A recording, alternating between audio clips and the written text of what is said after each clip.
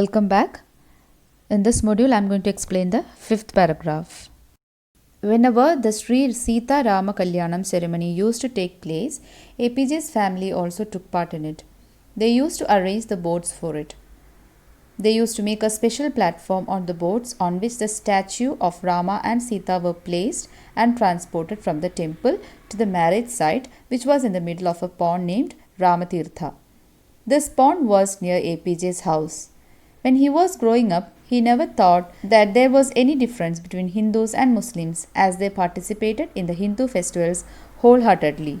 APJ says that they listened to stories from the Ramayana and the life of the Prophet from their mother and grandmother as bedtime stories.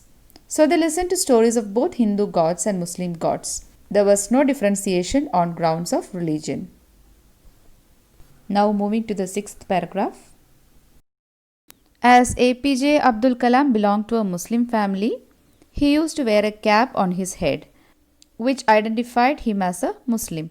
His friend Ramanatha Shastri, who was the son of the priest of Rameshwaram temple, belonged to a Hindu Brahmin family and used to wear the sacred thread worn by Brahmins.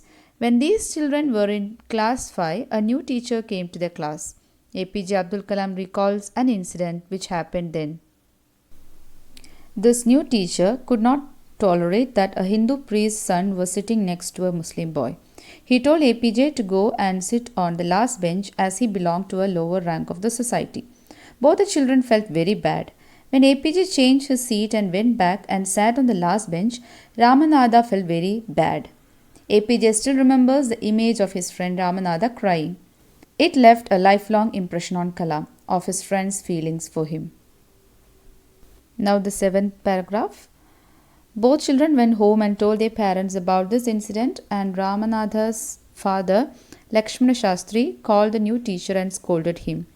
He told him not to kill the children's friendship by putting the venomous discrimination of caste and religion into their innocent minds.